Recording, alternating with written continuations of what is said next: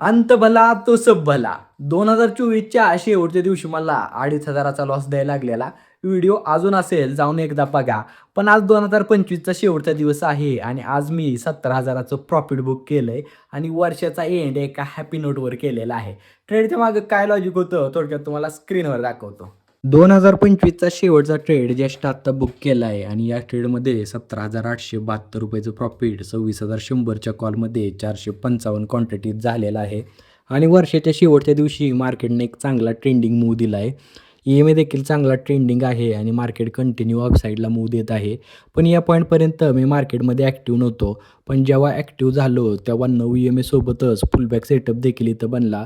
त्यामुळं मी इथं 455 क्वांटिटीत call bye केला आणि इथून मार्केटनं मोमेंटम कंटिन्यू केलं आणि या मोमेंटममध्ये मला 40 पॉईंट मिळालं. त्यामुळे वर्षाचा शेवटचा दिवस आज मी ₹17,872च्या प्रॉफिटमध्ये क्लोज केला आहे.